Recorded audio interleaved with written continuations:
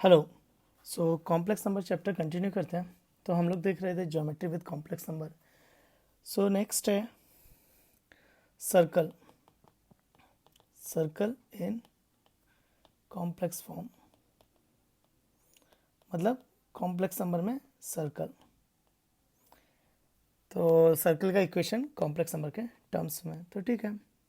तो देखो, तो सर्कल क्या होता है? सर्कल का एक सेंटर होता है और रेडियस होती है। तो सेंटर हो गया Z1 और रेडियस हो गई रो। तो Z, तो Z is varying in such a way that the distance from the Z1 is constant. तो डिस्टेंस कितना होगा? Mod of Z minus Z1 is equal to row.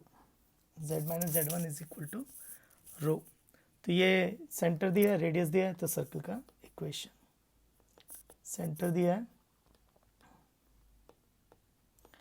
Radius दिया है, तो सर्कल का इक्वेशन।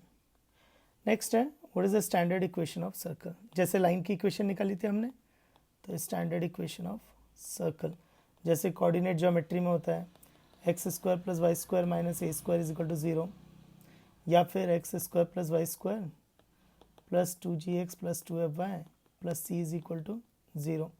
तो जैसा 2D कोऑर्डिनेट ज्योमेट्री में था, तो उसी तरह से सर्कल में स्टैंडर्ड इक्वेशन क्या होगी? तो सर्कल में स्टैंडर्ड इक्वेशन होगी z z bar plus alpha bar z plus alpha z bar plus r is equal to zero. And what is the standard?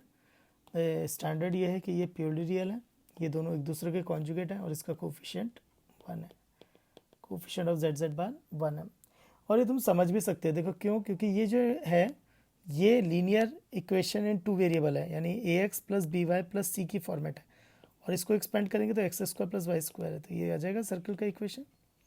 तो होगा क्या कि ये लीनियर खुल जाएगी और ये x square plus y square expand हो जाएगा। तो ये ले दे के क्या होगा? सर्कल का इक्वेशन बन जाएगा। तो हम लोगों ने क्या क्या देखा कि अगर सेंटर दिया, रेडियस दिया, तो सर्कल का इक्वेशन कैसे निकालते हैं। फिर हमने देखा कि सर्कल का स्टैंडर्ड इक्वेशन कैसे होता है।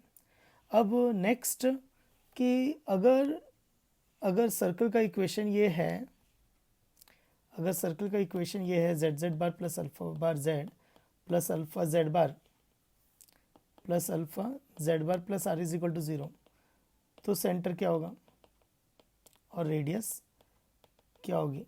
जैसा 2D कोऑर्डिनेट ज्योमेट्री में था, अगर x square plus y square plus 2gx plus 2fy plus c is equal to zero, circle का इक्वेशन है तो centre minus g comma minus f और रेडियस होता है root over g square plus f square minus c.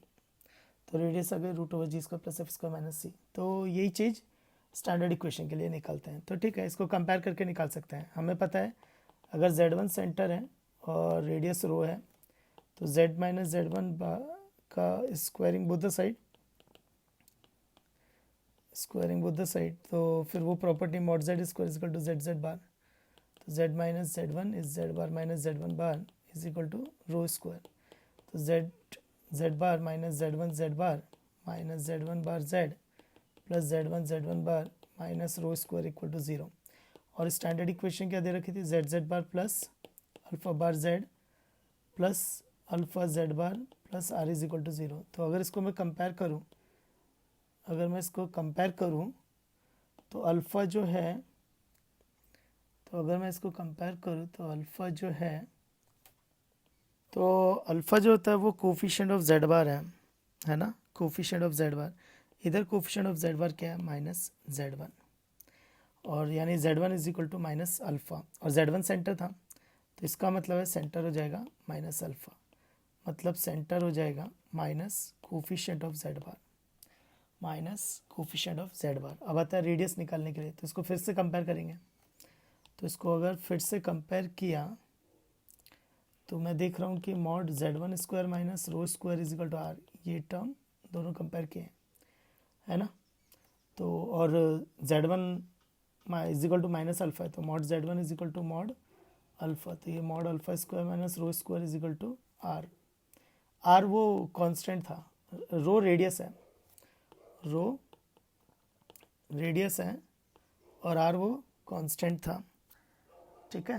तो रो square क्या होगा? Rho square होगा mod alpha square minus r, तो रो क्या आ जाएगा, root over mod alpha square minus r. तो यानी रेडियस हो जाएगी root over mod alpha square minus r. तो इसमें हम लोगों ने क्या क्या सीखा कि अगर सर्कल का equation z z bar plus alpha bar z plus alpha z bar plus r is equal to 0 है, तो सेंटर होगा माइनस अल्फा एंड रेडियस होगी root over mod alpha square minus r. तो जैसे for example z z bar plus 1 minus iota into z plus 1 plus iota into z bar minus 5 is equal to 0 है।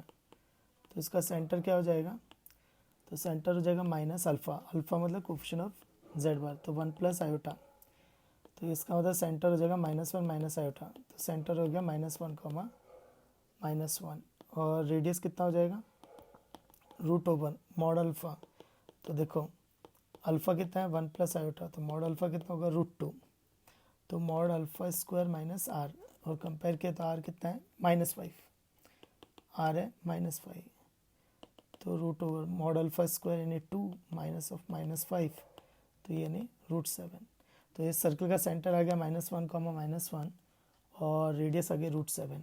यही चीज़ तुम यहाँ से भी निकाल सकते हो, z को x प्लस आई वाई पुट कर दो और इसको 2D कोऑर्डिनेट ज्योमेट्री में ले जाओ, तो इसको एक्सपैंड करके x square plus y square plus 2gx plus 2fy plus c equal to 0 के फॉर्मेट में ले जाके भी कर सकते हैं। तो इसको 2D कोऑर्डिनेट ज्योमेट्री में ले जाके भी सॉल्व किया जा सकता